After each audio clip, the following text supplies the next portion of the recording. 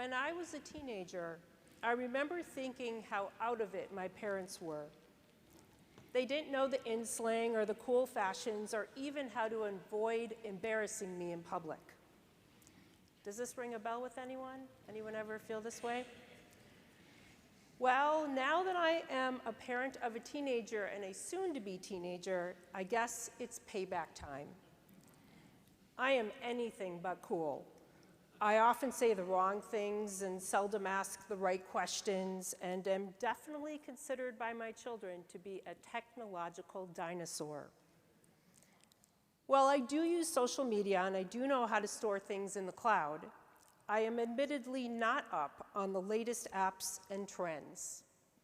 I often wonder if I should be trying harder to understand every new platform that comes my way, or if it is better to stay blissfully ignorant of the increasing ways to connect online. There are just so many ways to connect: Facebook, Snapchat, Instagram, WhatsApp, Zoom, Teams, just to name a few. And all of this is in addition to the already existing ways to communicate by text, email, and yes, the antiquated phone call. Now, if you have avoided the pitfalls of social media, if you have never gone down the rabbit hole of social media posts or Google searches, you can pat yourself on the back. But I suspect that I am not the only one to lose inordinate amounts of time doing nothing specific online. Hours spent looking at posts of beautiful children, cute pets, and delicious food. While I scroll through the feed, I like posts and wish a mazel tov or express condolences when appropriate, but I am well aware that none of these reactions are creating true connections. Therein lies the issue. Online connection is not the same as real-life person-to-person connection.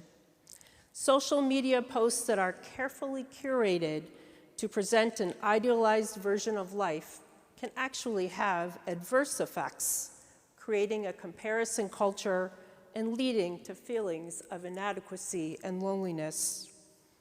Ironically, the very vehicle that was created to help us connect is actually leading us to feel more isolated and alone. I am reminded of a sign I recently saw in front of a restaurant. May your life be as perfect as it looks on Facebook. We are living in strange times. We have never been so connected, and yet we have never been so disconnected. And we have never been lonelier. All of us are at risk, young or old, rich or poor, educated, uneducated, digital native, or technological dinosaur. It is likely that all of us at some point in our lives have dealt with or will deal with loneliness. The question then, if the experience of loneliness is so universal, why is it so difficult to talk about? Many people have tried to answer this. Rabbi Danya Ruttenberg offers one theory. The irony of loneliness is that it pervades all of our lives at times, and yet it is so often something of a taboo subject. When we encounter people in synagogue or at work, the answer to the question, "How are you?" is almost never, "Well, actually, I'm feeling pretty forlorn right now." We rarely post about feeling estranged on social media. A lot of the time, maybe we don't even admit our feelings of loneliness to ourselves, but they're there nonetheless. Loneliness abounds whether we admit it or not. In fact, more so than in the past. The news is full of warnings of the lasting effects of loneliness on our health and well-being. The statistics of how many people feel lonely are telling. But do we really need to hear them? If we are honest with ourselves, we might notice that loneliness is on the rise. We can see it among our friends, our spouses, our children, our coworkers, our neighbors, and maybe we even see it in ourselves. We don't need numbers or graphs to confirm what we already know. The world is becoming a lonelier place. We wonder, is this a case of post-pandemic trauma? Are we lonelier because we were isolated during lockdowns? Are we lonelier because many of us saw far too little of loved ones in person during that time? Yes, but as much as we want to blame our loneliness on COVID-19, we really cannot do so. The epidemic of loneliness was already in place long before the pandemic began. As early as 2017, Dr. Vivek Murthy, then and now the Surgeon General, began writing about the dire mental and physical health effects of loneliness. What the pandemic did do, however, was make us used to being lonely.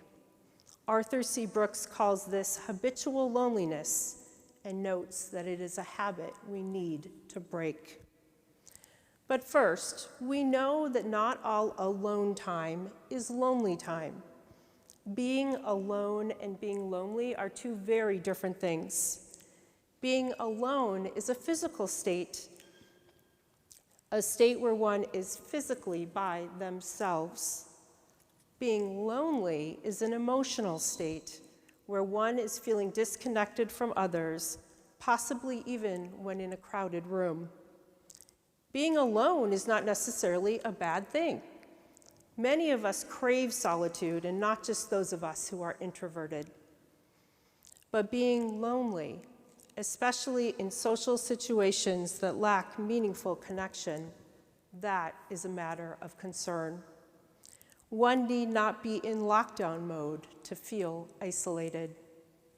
As the German-American philosopher Paul Tillich said in his book, The Eternal Now, our language has wisely sensed these two sides of man's being alone. It has created the word loneliness to express the pain of being alone, and it has created the word solitude to express the glory of being alone. Evidence of human aloneness and loneliness can be found as early as the book of Genesis. After each day of creation, we are told that God saw that it was ki tov, good. And that was good until God realizes that Adam, the first human, is alone without a fitting counterpart. Then suddenly, it's lo tov, not good. God says, lo tov hiyot ha'adam livado. It is not good for the man to be alone. What happens next? God causes Adam to fall asleep so that a second human could be created. Adam is no longer alone. Problem solved, right? But what if we understood these words a bit differently? There is a peculiarity in the Hebrew text that may lead to a different understanding of Adam's aloneness. The Hebrew word for alone is lavad, but our text uses the word livado. Oops. It says that for Adam, it is not good to be livado, not levad, but livado. Literally translated, livado means alone with oneself. This suggests that it is not good for a human being to be alone with no connection to others. In other words, to be isolated. It seems then that the very first problem we encounter that God notices is not that it is not good for us to be alone. It is not good for us to be lonely. That is lo tov. But we are lonely for a variety of reasons. As Rabbi Ruttenberg puts it, there are many ways in which we become isolated or alienated. Maybe we're navigating a time of challenge or life upheaval.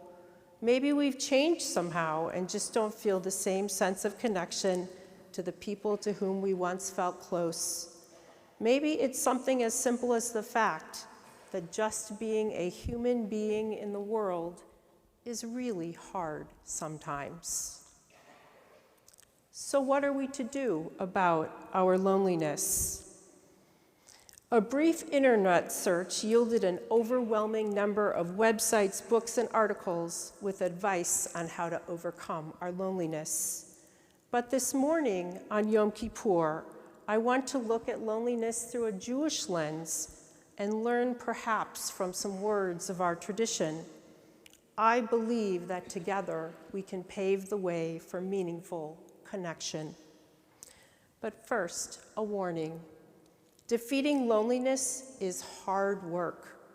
It demands that we pay attention to our situation and actively participate in changing our perception of ourselves and the world around us. To pay attention in Hebrew is simu lev, translated literally as put your heart into it. Paying attention then is putting your heart into all that you do, letting your heart act in response to all that goes on around you. Paying attention is letting your heart lead you. Simu lev, let us use our hearts to pay attention to ourselves. One of the ways to overcome loneliness is to connect with yourself. While it may seem counterintuitive, it is important to consider the relationship we have with ourselves and how we can enrich it. Are we kind to ourselves? Are we forgiving? Do we ruminate on past conversations and interactions and second guess what we said and did? Do we turn off that negative voice in our heads and opt for positivity and optimism? We may feel less lonely if we can show ourselves compassion and love. We may also feel less lonely if we can appreciate moments of solitude. In an article for The Atlantic, Drs. Vivek Murthy and Alice Chen recommend practicing moments of solitude. They define solitude as a feeling of being comfortable and even joyful in your own company. But they note that it's not easy to come by. Technology has completely filled the white space we used to have when going to work or waiting for a friend or standing in line at the grocery store. So they suggest starting small. Find a few minutes a day to put away technology and work and enjoy a few moments of silence. This can be time for meditation, prayer, walking in nature. It's giving ourselves permission to acknowledge whatever complex emotions we're feeling, and perhaps even to think about what we may be grateful for in our lives. If we can reframe solitude as a time for reflection and doing things we enjoy, we may feel less isolated, and it might make us feel lonely, less lonely too. And of course, eating right, exercising, getting enough rest, and making sure we get our daily dose of sunshine might help too. Simu lev, let us use our hearts to pay attention to others. There is a story told by the Sassover Rabbi about the spiritual power of being there in person for another person. The Sassover Rabbi entered an inn and sat beside two local peasants drinking at the bar. One turned to the other and said, "Tell me, friend, do you love me?" His colleague responded, "Of course I love you." Then the first one said to his friend, "Then tell me, friend, what causes me pain?" His friend said, "How should I know what hurts you? I'm just your drinking buddy." But the first person said to the other, "If you loved me, you would know what causes me pain." It is said from that day on, the Sassover Rebbe taught his students that to love another human being means to know what causes them pain, to know what makes them hurt. Perhaps he also taught them to use their heart to care for others and to help them feel understood and less alone. Without a doubt, meaningful social connection is important. It's essential to our survival. We crave it. We want others to really know us. It is painful when we spend time in groups and don't make true connections. That is how it is possible to feel lonely when we are not alone. Drs. Murthy and Chen during the height of the pandemic, suggested spending 15 minutes each day in conversation with friends and loved ones. That's not a lot of time. Everyone has 15 minutes. It's enough time to go deep, to ask meaningful questions and make real connections. But there was a caveat. Each conversation was to be distraction-free. The challenge was to look the person in the eye, whether in person or on Zoom, and to be fully present in that moment.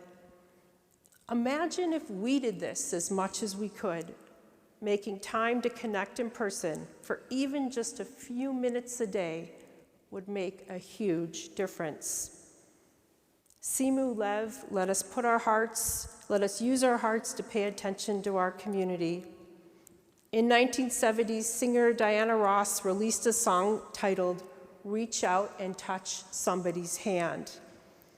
This might bring to mind the television campaign for AT&T that used a jingle by a similar name. Anyone remember that? That's really dating ourselves.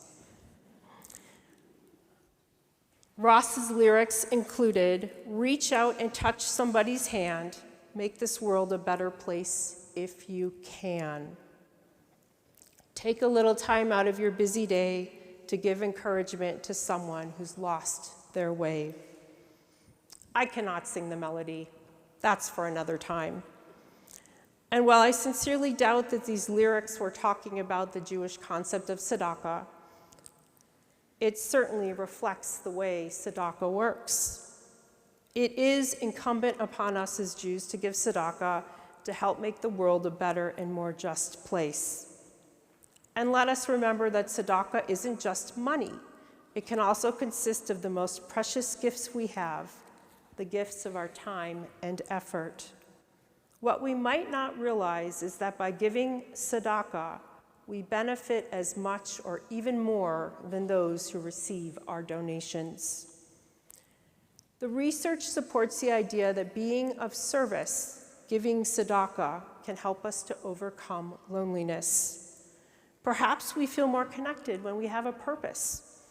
Perhaps we feel more connected when we make phone calls to check on an elderly neighbor or relative, when we deliver food to someone who is ill or going through a rough time, when we participate in the many activities of our COSA committee, gathering items for a drive, bringing food to the food bank, or in the future, helping to furnish refugee housing. Those are opportunities to create meaningful moments. When we volunteer to drive someone to an appointment or bring them to services, when we shovel a driveway or rake leaves for someone who cannot do it themselves, we are doing important work. When we respond with compassion and understanding, when we feel needed, we might just feel less lonely. And remember that giving others the opportunity to help us by asking for their assistance can be a form of tzedakah too. An interesting thing to note, there is not a blessing to recite upon giving tzedakah. The blessing is inherent. Both giving and receiving have the potential to make our hearts full.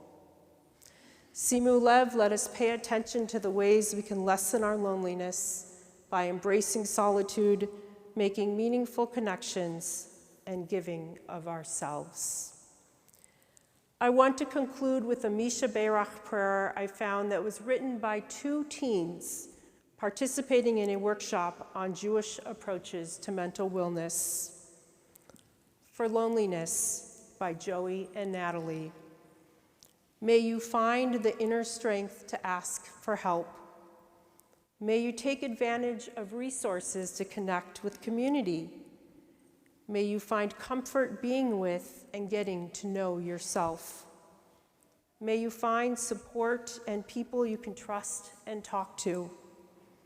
May you find appreciation for the wonders of the universe and recognize that our world is interconnected. May you recognize that all human beings experience feelings of isolation. May you find comfort in that your feelings are valid. You are not alone. Simu Lev, in this new year, let us use our hearts to pay attention to ourselves and to each other. Let this be a year in which we find new ways of creating meaning and connection with one another. Amen.